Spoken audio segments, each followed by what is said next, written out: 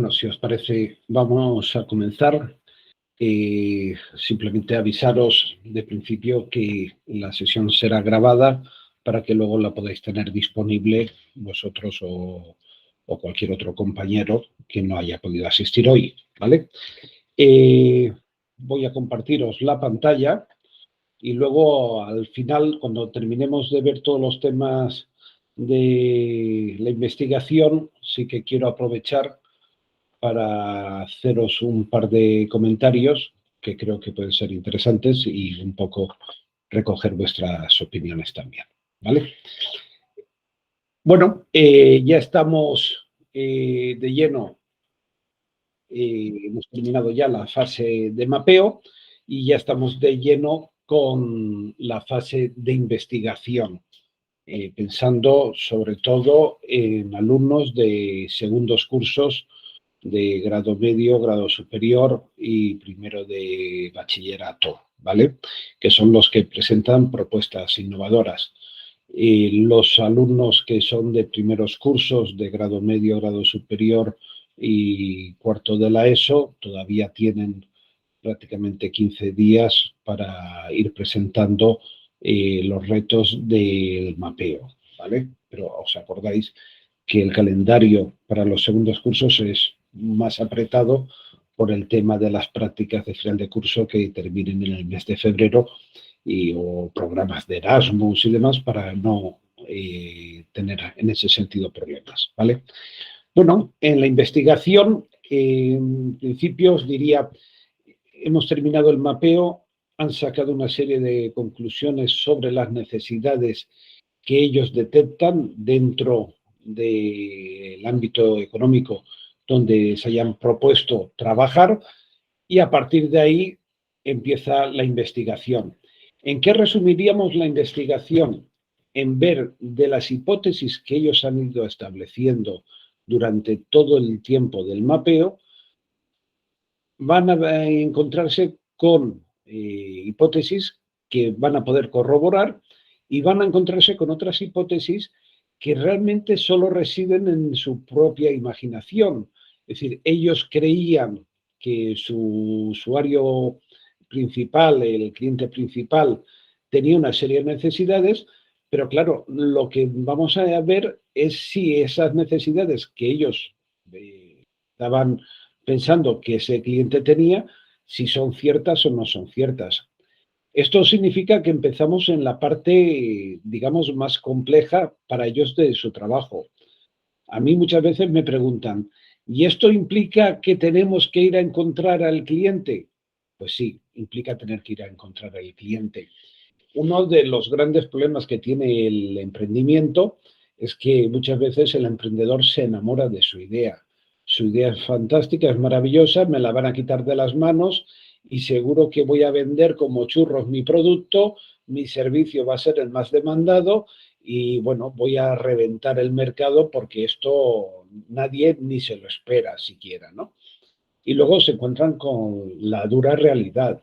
La dura realidad es que el cliente, pues eso no le termina de convencer, tiene otros productos que son sustitutivos, tiene otros servicios alternativos, tiene otras posibilidades que el emprendedor ni siquiera contemplaba y entonces nos encontramos con el verdadero problema del emprendedor, que ha arriesgado posiblemente mucho cuando realmente todavía no tenía contrastadas sus ideas y realmente había visto si encajaba dentro del mercado o no encajaba dentro del mercado, ¿no?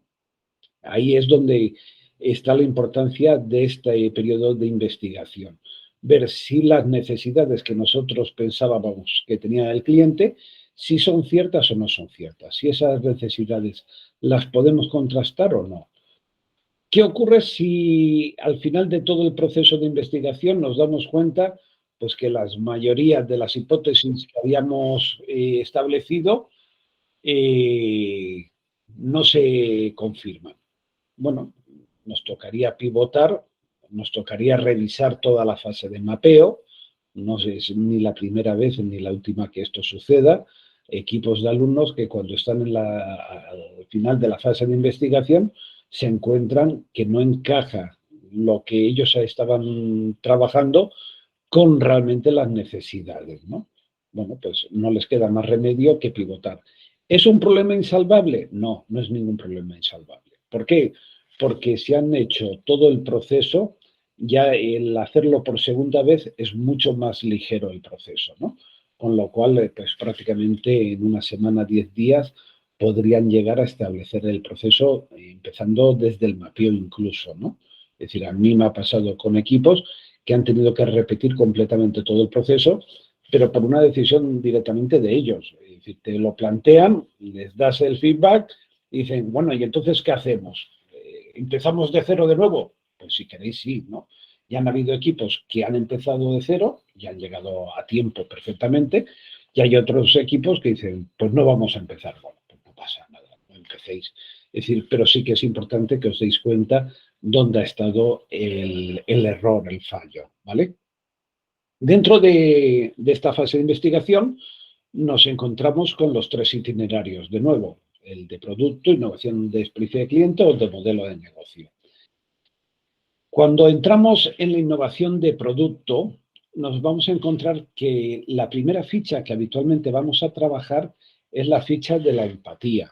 Y esa empatía nos va a indicar varias cosas. Por una parte, lo que el cliente piensa o lo que nosotros suponemos que el cliente piensa. Vamos a sacar toda esta información prácticamente del mapeo. En el mapeo nosotros estamos trabajando habitualmente con lo que el cliente piensa, ¿no? Y algo con lo que el cliente dice. No siempre, pero en algunos momentos sí que añadimos algo de lo que el cliente dice. Ahora, ¿responde lo que piensa el cliente con lo que dice? No.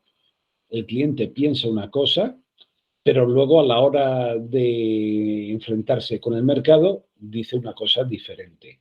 ¿Por qué? Porque no quiere poner a la luz todas sus cartas, porque no quiere dar a conocer las alternativas que tiene, porque piensa que puede tener una mejor posición a la hora de negociar si no se abre directamente y dice sus necesidades, lo cual, pues, una cosa es lo que piensa, otra cosa es lo que dice. Luego nos encontramos con lo que el cliente siente. Y eso que el cliente siente, nadie le va a engañar. Es decir, yo puedo pensar una cosa, pero luego en el fondo tengo un sentimiento que me está diciendo que posiblemente el producto que estoy buscando, pues necesito otras necesidades. Pero por una serie de razonamientos, pues los tengo que descartar. Sean razonamientos económicos, sean razonamientos de oportunidad, sean razonamientos de posición en ese momento en el mercado, es decir, por diferentes motivos, una cosa es lo que piensa, otra cosa es lo que dice, otra cosa es lo que siente. Pero luego nos encontramos que lo que hace es algo muy distinto. No es la primera vez que el cliente está planteándose buscar un servicio o un producto, pero al final termina hacer otra cosa que el que le ofrece el producto o el servicio se queda completamente desencajado, ¿no? ¿Cómo es posible que al final mi cliente haya ido a parar a este tipo de producto, ¿no? Bueno, porque hay ciertos condicionantes que hace que cambie su posición, ¿no? Pero luego está lo que el cliente oye. Y lo que el cliente oye no es que sea determinante, pero sí que es un condicionante muy importante. Y lo que el cliente oye, no siempre lo que oye ni es cierto ni es un criterio, digamos, autorizado. El cliente oye y oye tomándose un café en la barra del bar. El cliente oye cuando está con su familia. El cliente oye cuando está con su grupo de amigos.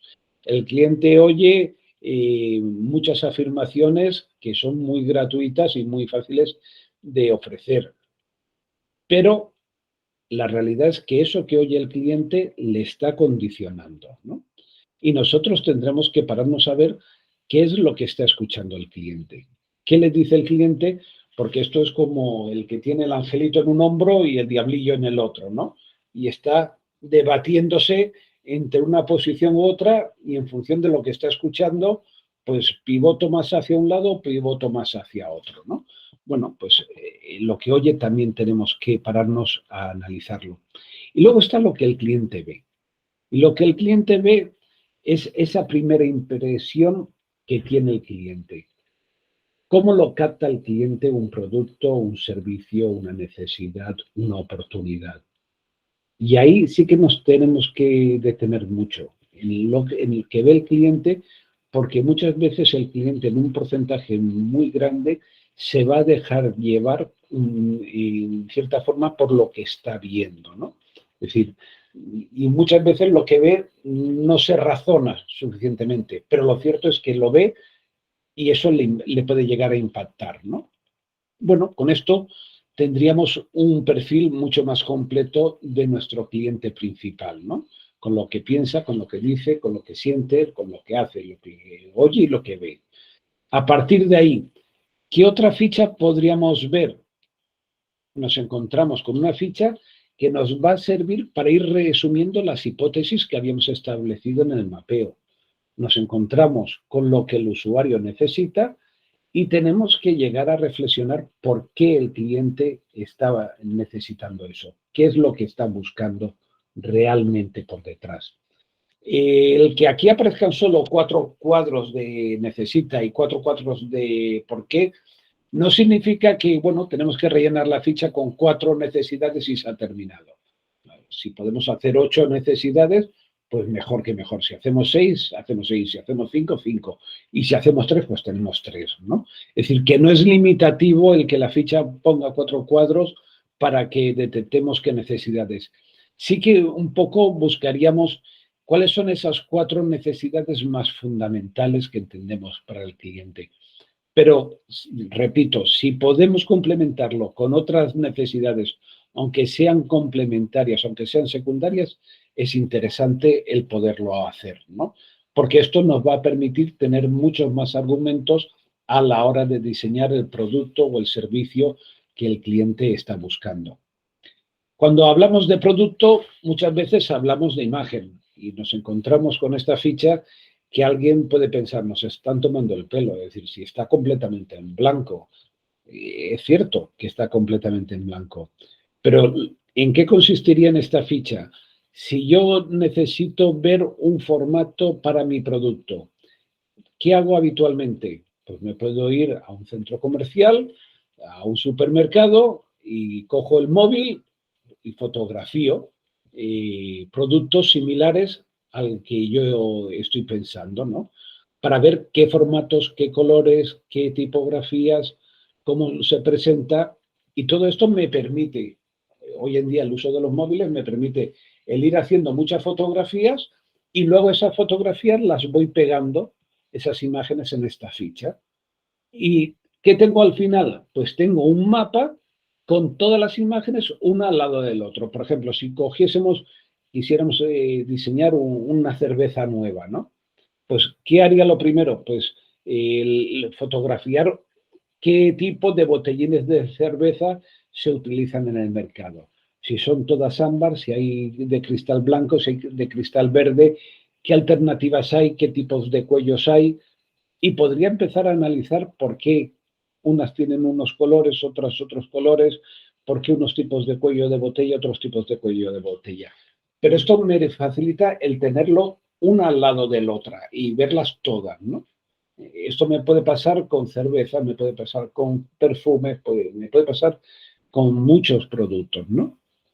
Pues bueno, esta ficha lo que nos hace es resumir un poco todas esas imágenes y poderlas colocar una al lado de la otra para poder sacar consecuencias y poder saber si quiero diseñar un producto que se parezca a lo que hay en el mercado o quiero romper completamente y quiero diseñar un producto completamente diferente o quiero prestar un servicio completamente diferente. Pues, ¿qué características visuales podría tener este servicio, ¿no? Bueno, con esto, ¿qué hemos conseguido? Hemos conseguido el ir concretando poco a poco esas necesidades y qué respuestas tiene ahora mismo el cliente. Importante, la entrevista cualitativa. Y la entrevista cualitativa va a aparecernos prácticamente en todos los recorridos, ¿no? en esta entrevista cualitativa y tenemos que tener en cuenta varias cosas. Por una parte, no es una entrevista cerrada. Esto es una escalera que está abierta y hay que enseñarles a los chavales a subir y bajar la escalera cuando están entrevistando. Cómo yo voy ascendiendo en el conocimiento del cliente y cómo a raíz de una contestación que me da genero nuevas preguntas, con lo cual retrocedo y vuelvo a subir la escalera con la información que me está dando el cliente.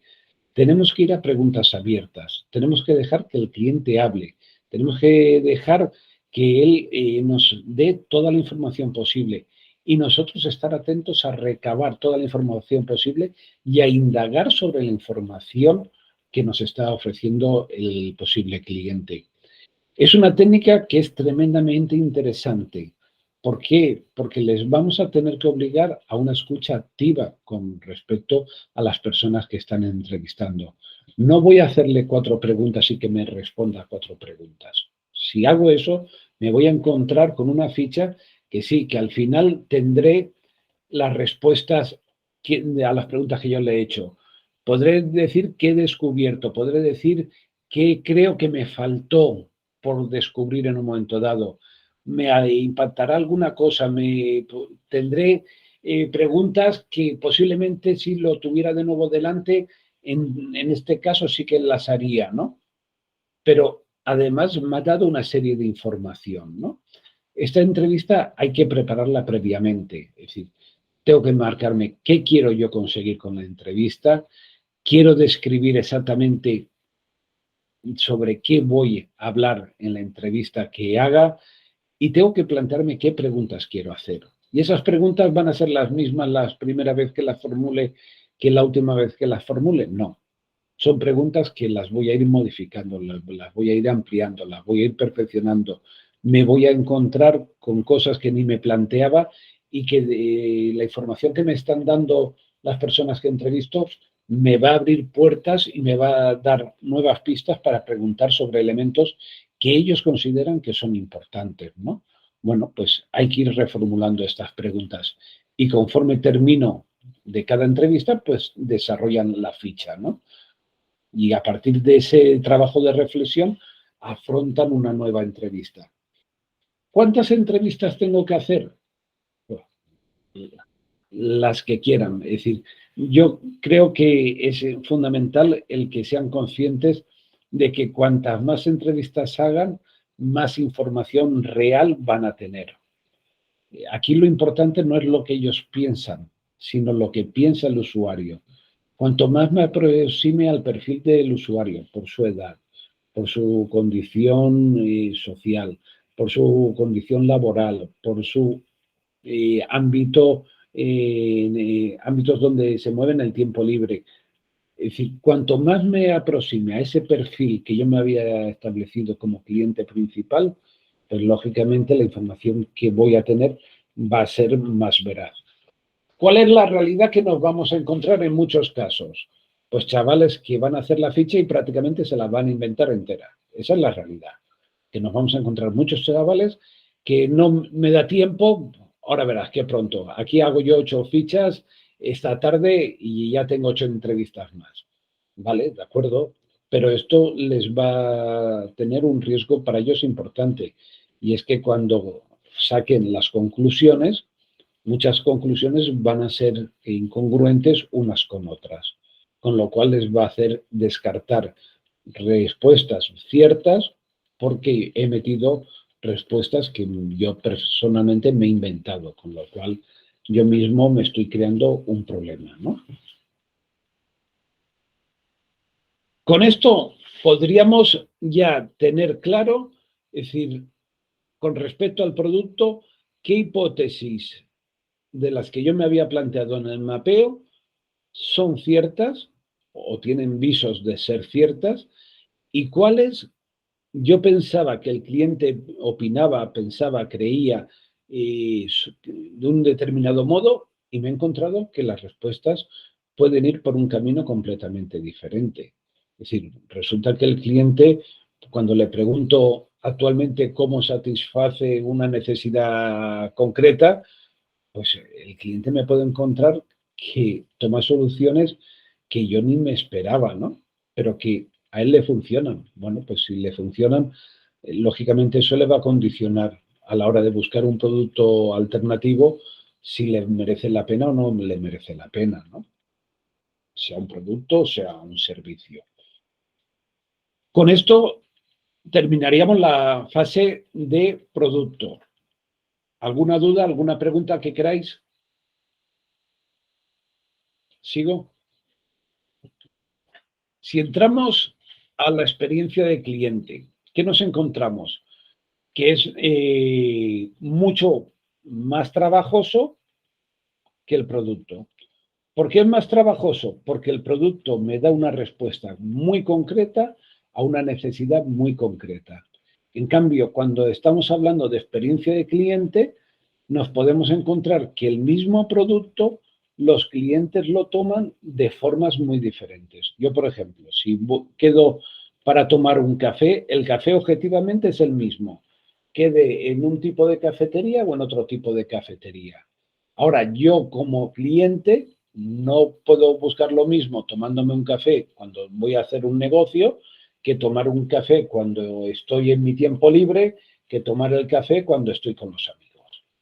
Con lo cual me voy a encontrar ambientes muy diferentes, a pesar que el producto objetivo sea el mismo, tomar el café, ¿no? Pero la experiencia de cliente tiene esa riqueza, que el producto es el mismo, pero a partir de ahí, lógicamente, yo voy a hacer que el cliente lo viva de un modo diferente. Y entonces, si me tengo que reunir con alguien para hacer negocio, buscaré un tipo de cafetería. Si voy con la familia, buscaré otro tipo de cafetería. Y si quiero ir solo y estar tranquilo y leer un rato, pues a lo mejor busco otro tipo de cafetería diferente. Pues esto pasa con todas las experiencias de cliente. Es decir, el producto es una cosa y como el cliente lo tome, lo viva, lo sienta, es otra cosa completamente diferente. No consiste, cuando uno va a comprar ropa, no consiste en decir, necesito un jersey. En función de la edad, en función del ámbito cultural en el que me mueva, en función de un montón de parámetros, buscaré un tipo de experiencia u otro, ¿no? Pues bueno, esto nos pasa a todos, ¿no? Sí que partimos de la misma ficha que con el producto. Partimos del mapa de empatía. ¿Qué nos encontramos luego? Fichas diferentes. ¿Cómo podría, y vemos aquí qué dolor tiene el cliente? ¿Qué dolor me refiero a qué necesidad es la que tiene el cliente? Bueno, pues en función de lo que esté buscando el cliente, pues va a tener un dolor u otro. A partir de ese dolor, ¿qué es lo que necesita el cliente? Realmente, él, ¿qué está buscando? Y eso que está buscando, ¿qué le aporta de diferente? Esa sería su ganancia. Pero, ¿cuál sería mi desafío? Yo, ¿qué quiero realmente llegar a ofrecerle al cliente para que dé respuesta a ese dolor y que consiga esa ganancia, ¿no? Es todo un trabajo de reflexión el que tienen que hacer aquí en esta ficha, ¿vale? Tenemos otro tipo de ficha, el famoso cliente misterioso, ¿no? Es decir, esta semana estaba participando en un encuentro sobre educación y me encontré la figura del Family, Mystery Family. Es decir, el padre de familia que va al centro a buscar plaza para su hijo, ¿no? Es decir, ¿cómo vive esa experiencia el padre? Y entonces, en el fondo, era este cliente misterioso en un ámbito muy concreto, en el ámbito educativo, ¿no? Bueno, pues tengo que crear un personaje que debe comportarse como esa persona que yo estoy definiendo. Tengo que pensar en una escena, en una situación y tengo que definirla claramente y un objetivo. ¿Qué es lo que quiero saber? Pasándome por esa persona. Y entonces empiezo a visitar y puedo visitar, no sé, tiendas de ropa. Bueno, ¿qué quería saber? Pues bueno, ¿qué esperaba que pasara y no ha pasado? Si yo voy a una tienda de ropa y pido, no sé, un café, ¿qué espero que suceda? Pues que no me puedan ofrecer el café en muchos casos. ¿Qué no ha ocurrido? ¿Qué ha ocurrido? Y aquí es donde empiezo a encontrarme las respuestas que me están ofreciendo y los servicios que me están ofreciendo de diferente, ¿no? ¿Qué he descubierto que no sabía? Es decir, en toda esa experiencia de ir, de ver, de preguntar, de comportarme como si fuese un cliente con esas necesidades que yo he establecido como hipótesis, ¿qué he descubierto? Porque a lo mejor resulta que el dependiente me ha dado alternativas que yo no me planteaba, porque a lo mejor me ha hecho preguntas que ni siquiera me imaginaba. Bueno, ¿qué he llegado a descubrir de toda esta experiencia, no? ¿Cómo me he sentido? Al final, si yo soy el cliente, me siento atropellado, me siento cómodo, me siento ridiculizado. ¿Cómo me siento? Y bueno, tengo que hacer ese trabajo de reflexión. Cuantas más experiencias haga de cliente misterioso, pues lógicamente voy a obtener más información. Claro, aquí los chavales en ocasiones os dirán, pero es que esto implica que tengo que salir a la calle. Pues sí, claro que tienes que salir a la calle. El cliente no va a venir a visitarte al aula. Acordaros que cuando planteábamos el proyecto decíamos de que había una parte donde nos llevaba por fuerza a encontrarnos con nuestro entorno. En la parte de investigación no nos queda más remedio que pisar la calle. En el aula podremos hacer un trabajo en muchos momentos de reflexión, de revisión, pero al final este trabajo lo tienen que hacer a pie de calle, porque si no, el cliente no va a entrar al aula. Es decir, vengo a que me preguntéis, esto no se va a dar. Son ellos los que tienen que salir a preguntar, ¿no?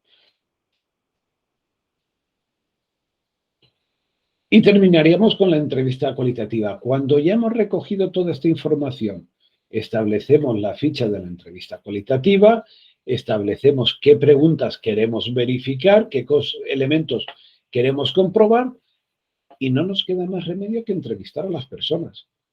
Y a partir de ahí vamos a ver si entrevistamos a 30, 40 personas, ¿cuántas nos dicen lo mismo? ¿Cuántas coinciden? ¿Cuántas no coinciden?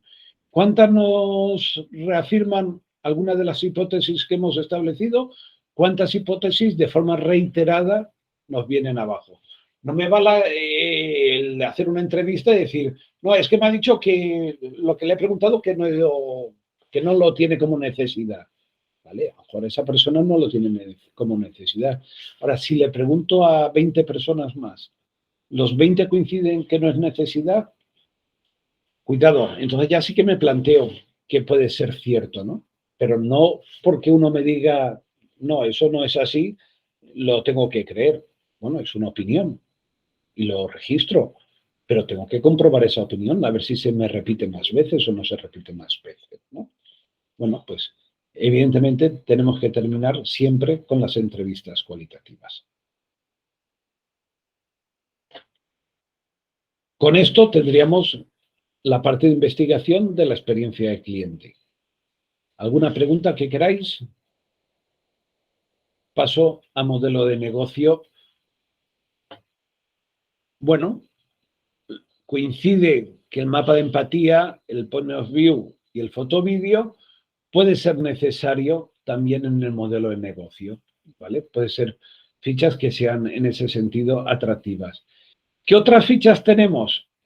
El desafío de diseño, el cliente misterioso, porque cuando hablamos de modelo de negocio podemos estar hablando de un producto que tiene un modo determinado u otro de comercializarse, de distribuirse, de llevarse al cliente, con lo cual podemos estar modificando nuestro modelo de negocio porque hemos experimentado algún cambio en el producto y esto nos va a repercutir en la forma de monetizar o hemos experimentado también algún cambio en la forma de llevarlo al cliente, de distribuirlo, de la logística, pero nos vamos a encontrar otras cosas en el modelo de negocio.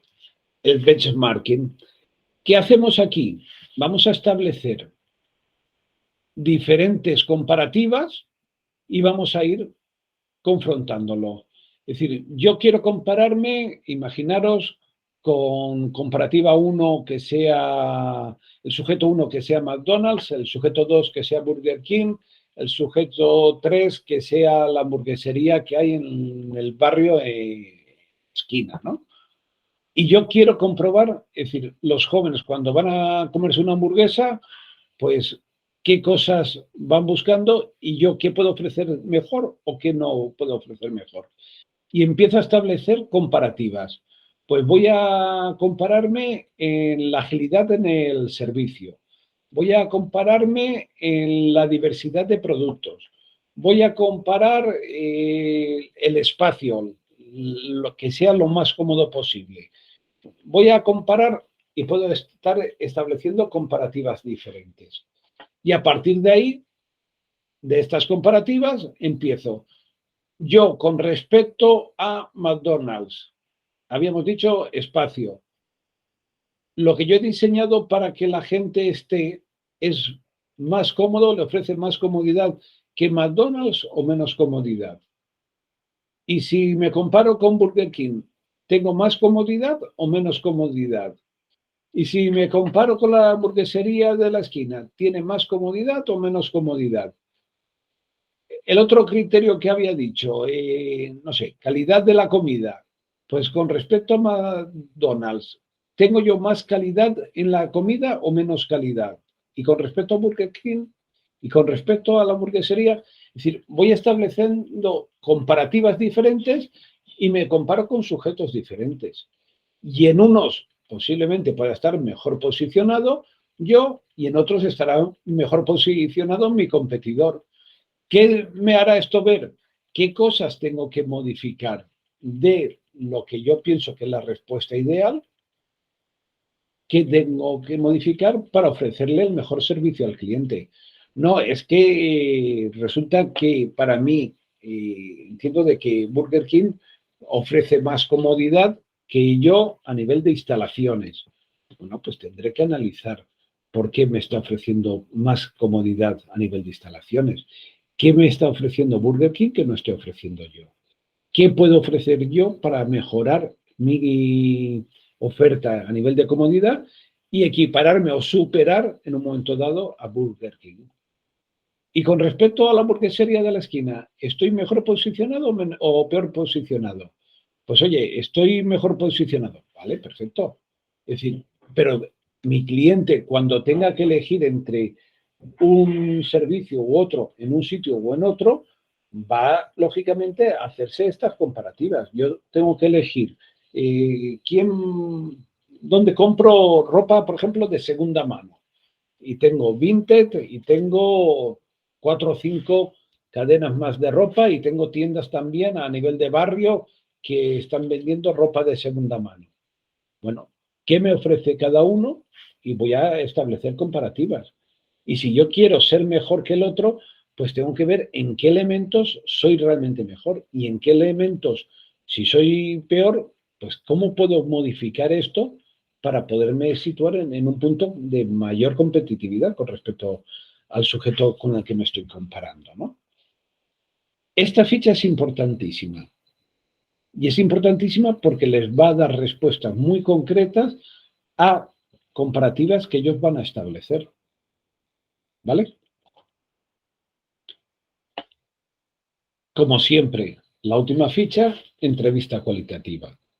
Es decir, con toda la información que hayamos sacado sobre el proceso de investigación, vamos a confrontarlo con el cliente final. Vamos a buscar ese cliente y le vamos a preguntar, es decir, cómo entiende la propuesta que nosotros estamos pensando. Vamos a tirar del hilo, vamos a sacar información que nos cuente, que nos dé opiniones, que nos dé nuevos criterios y a partir de ahí vamos a meterlo en un saco que nos permita recoger toda esta información y trabajar con ella, ¿no? Con esto tendríamos el proceso de investigación en las 3 líneas, en producto, en experiencia de cliente y en modelo de negocio. ¿Qué hacemos a partir de aquí? Estamos en el final de la investigación y necesitamos ir concretando. Es decir, dentro del proceso de disrupción, de creatividad dentro de la investigación que hay al inicio, llega un momento donde se convierte en un aspecto de mayor concreción, donde tenemos que ir sacando ya conclusiones. Es decir, ¿qué hipótesis de las que habíamos extraído en el mapeo se han corroborado? ¿Cuáles no se han corroborado? Las que no se han corroborado las tengo que dejar de lado y me tengo que centrar en aquellas que realmente me están dando una respuesta afirmativa los posibles clientes. Y a partir de ahí es cuando yo conformo mi propuesta, pero mi propuesta basándome no en lo que a mí me gusta o no me gusta, sino en lo que me están diciendo los clientes que ellos buscan, que ellos necesitan y que ellos en definitiva están buscando en el mercado, ¿no? A partir de ahí, ¿nos podremos equivocar? Claro que nos podemos equivocar, pero partimos de un principio que posiblemente nuestra propuesta esté fundamentada en datos reales, no en bonitos sentimientos o en bonitas impresiones de uno de decir, esto va a ser así, y esto va a funcionar, y esto va a ser maravilloso. Vamos a escuchar al cliente que nos diga si realmente eso es así, si está buscando eso, o si realmente está buscando otra cosa y nos obliga a pivotar y no pasaría nada. Es decir, precisamente el proceso de investigación hay que estar abiertos a poder modificar nuestro criterio en favor del criterio que tiene el cliente ante esa posible oferta de un producto, de un servicio o incluso de un modelo de negocio. ¿Vale? A partir de ahí, entraríamos ya en la fase de prototipado, pero esto lo dejo para una última sesión porque habrá que ver cómo generamos ideas y cómo arrancamos el proceso de prototipado, ¿no? Es decir, pensemos que de todas las ideas que hemos acumulado en la investigación, esto lo podemos convertir fácilmente, pues el tener al final sobre 200, 250 ideas sobre las que basar nuestra propuesta. ¿Cómo? A través de una serie de brainstorming, de una serie de dinámicas que nos permita generar alternativas diferentes, ¿no? Pero, repito, esto lo veríamos en una última sesión sobre prototipado, ¿vale?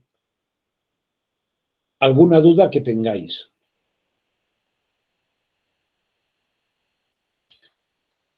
Esto es un poco el probar y el ir funcionando.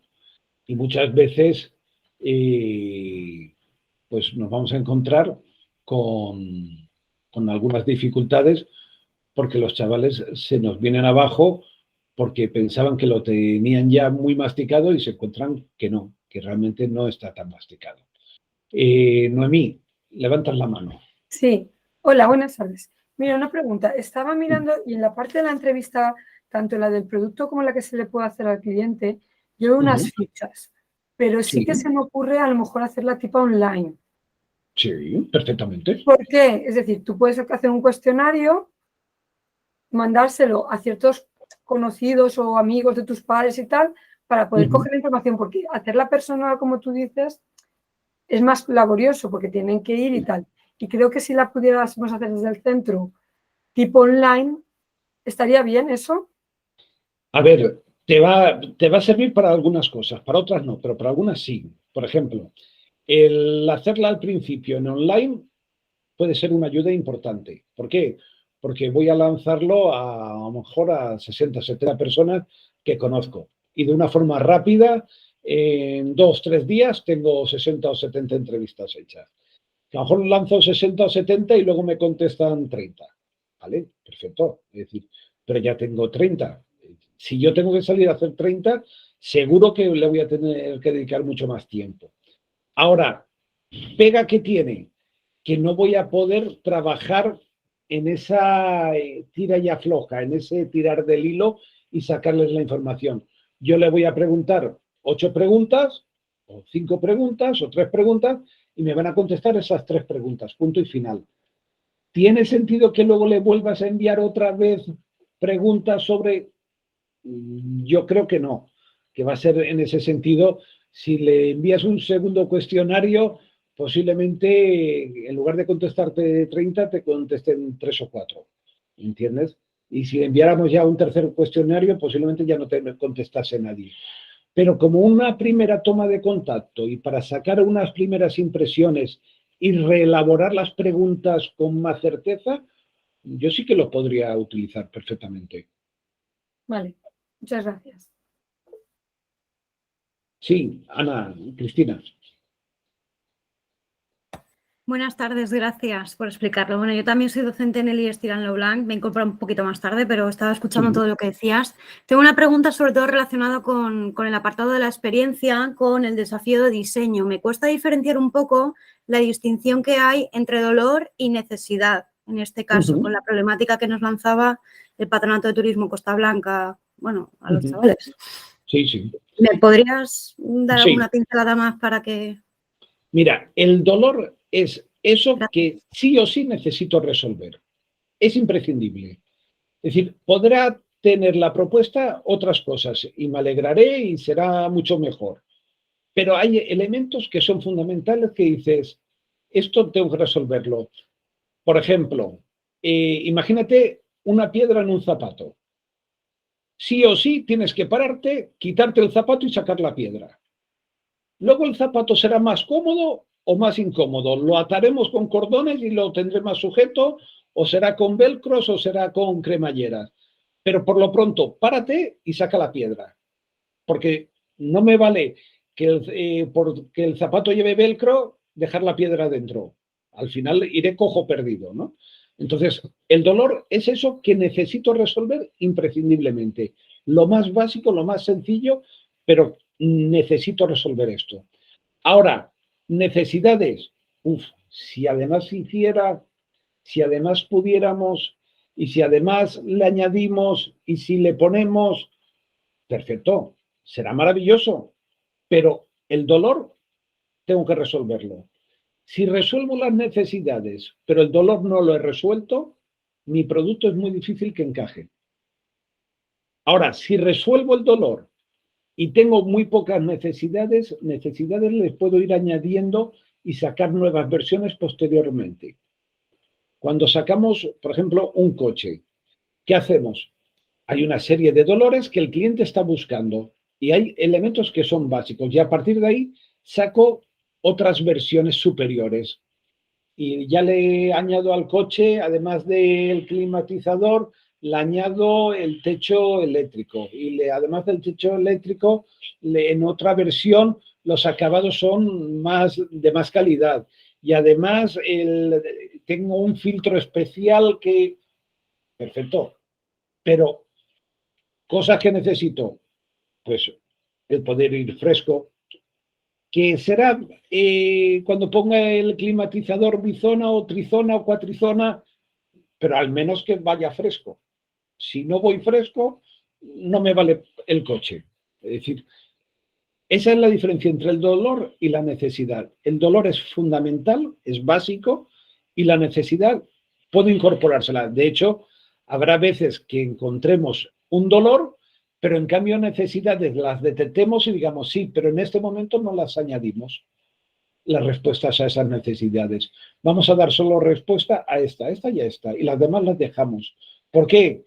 Porque son más laboriosas, porque necesitamos ampliar el mercado, por un montón de motivos.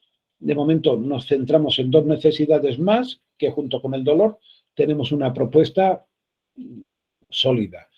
Lo otro, sí, pero lógicamente nos va a encarecer la propuesta, nos va a encarecer el prototipo. En este momento yo lo que necesito es prototipar y prototipar algo que sea lo más básico posible. A partir de ahí le podré añadir otros elementos, ¿vale? Carlos. Sí, Raúl. Buenas tardes. Una pregunta. Cuando pasemos la fase de investigación y vayamos a comenzar el prototipado, ¿hay posibilidad, una vez que el alumnado nos presente a los docentes sus propuestas y nosotros las validemos, que os hagamos la consulta a vosotros para que nos dé la viabilidad de esa propuesta? Para ver que no sea una idea y que gasten esfuerzo en prototipar algo que luego el patronato a lo mejor no lo vea como algo que puedan llevar a cabo. Es decir, como es la fase un poquito más de más peso, por así decirlo. Mira, estamos pensando que no lo hemos hecho durante el mapeo, precisamente para dejarlo ahora en el prototipado, la posibilidad de invitar al patronato para que haga una presentación sobre el desafío, donde además los chavales puedan conectarse y puedan someterlos a preguntas. Te van a decir si responde o no responde, pues a lo mejor la persona que está dando la charla te dice que sí y luego el que es jurado entiende que no. Pero sí que un poco el que puedan entrar en contacto con gente del patronato, que puedan someterlos a una ronda de preguntas, yo creo que puede ser interesante, ¿no? Entonces Claro, esto si no, lo queremos hacer en de todos más los desafíos, ¿eh? Es la fase que les cuesta mucho idear, crear y demás, y si luego la idea no es nada viable para este organismo, pues la verdad es que se quedan un poco chafados. Claro, claro. Entonces, Es más decir, que ya nada, te para digo, antes de desarrollarla, que sepan que van por el buen camino y que sigan ya todo el esfuerzo en esa línea.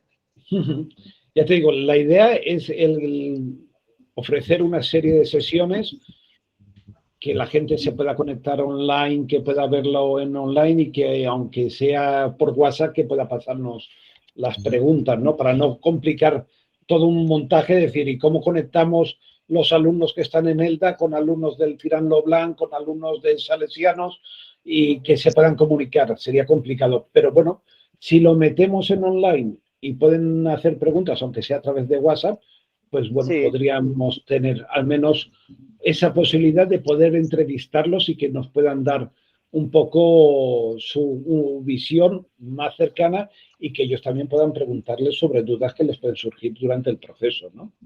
Muy bien. Vale, sería interesante, gracias. ¿Alguna pregunta más?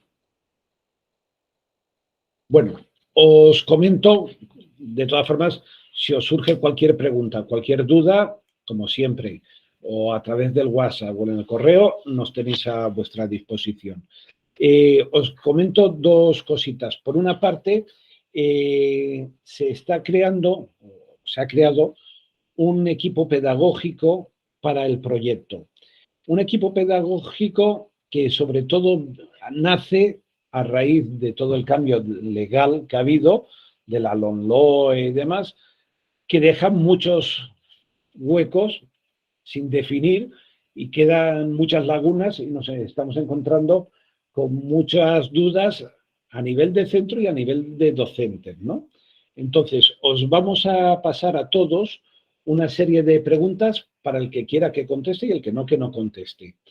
¿Qué vamos a hacer con esas preguntas? Se las vamos a trasladar a un grupo de especialistas para que ellos puedan hacer una reflexión y puedan lanzarnos orientaciones sobre aspectos diferentes. Y esto además vamos a pediros que lo hagáis extensivo a los responsables de cada uno de vuestros centros, por si quieren participar, que también puedan aportar sus visiones, ¿no? Es decir, nos estamos encontrando experiencias muy diferentes, pero también dudas que se repiten en unos centros y en otros, ¿no? Para que tengáis una idea, lo que hemos buscado es un equipo que sea completamente multidisciplinar. Estará en el equipo, estará Federico Buyolo, porque conoce todo el desarrollo de la ley perfectamente, porque era el subdirector del gabinete de la ministra de Educación cuando se estuvo elaborando el proyecto de ley. Estará Daniel Maqueboe, que como sabéis es el inspector de la Delegación de Educación, que lleva sobre todo la coordinación del tema de formación profesional. Entonces, él va a estar también trabajando en esa comisión. Habrá una profesora, que algunos la conoceréis, del encuentro final, que es Elena Pascual, que es especialista en metodologías activas de aprendizaje, profesora universitaria. Y luego habrá también un director de un centro, que es Fernando Sarasoli, del Cotes Baixes de Alcoi, que es el centro que a nivel de Generalitat se está tomando como referencia a nivel de aplicar metodologías activas de aprendizaje, nuevos espacios y demás, ¿no? Y luego se ha incorporado esta semana pasada, vendrá un representante de Actiu, que es una empresa española, una multinacional que se dedica a todo el tema de diseño de mobiliario y también de diseños de nuevos espacios educativos, ¿no? Y queremos que se incorpore alguien más, queremos una persona de Gandía, que es una docente que ha escrito varios libros sobre todo el tema del ONLOE y demás, pues queremos que también se incorpore y está abierto a que se pueda incorporar más gente que en un momento dado encontremos que sea interesante, que vosotros también nos podéis sugerir, oye, ¿por qué no habláis con esta persona, con esta otra y tal?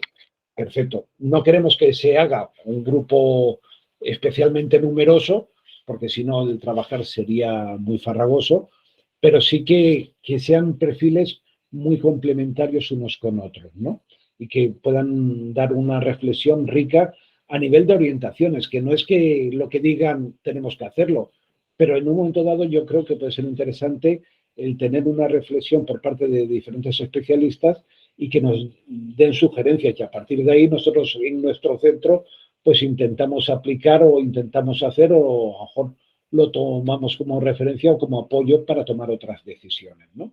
Entonces, eso por una parte. Y luego, por otra parte, hay una propuesta que surgió ya el primer año, que era el organizar un encuentro de jóvenes durante todo el proceso de trabajo, pensar en algún sábado el hacer un encuentro de jóvenes para que se conozcan, que intercambien experiencias, que puedan incluso, a lo mejor es el momento también idóneo para invitar a alguien de algún desafío, para que puedan conocerlo, que puedan un poco entrar en diálogo. Entonces, simplemente es sugeriros esta posibilidad y que si podéis, por favor, lo comentéis en los respectivos centros y nos contestéis. Oye, pues podría ser interesante. Nosotros podríamos ver la posibilidad de participar o no, para ver si vale la pena organizarlo o no vale la pena organizarlo, ¿vale? Entonces, simplemente es escuchar vuestras opiniones, decir, oye, pues a lo mejor el organizar un encuentro de chavales donde los podamos agrupar por el desafío que están trabajando, donde podamos invitar a alguien en referencia a ese desafío, pues puede ser una ocasión interesante. Y como tiene que ser fuera del horario lectivo por fuerza, pues bueno, es decir, ver si tendría cabida o no tendría cabida, ¿no? Y a partir de ahí, si es viable, vemos de organizarlo, si no es viable, pues no lo organizamos, ¿vale? Eran las dos ideas que os quería comentar, ¿de acuerdo? Y por mi parte, nada más. Si no tenéis ninguna duda, nos despedimos y seguimos trabajando. Vale, gracias a todos, a todas. Gracias. Gracias. Muchas Hasta luego. gracias. Buenas noches. Buenas noches.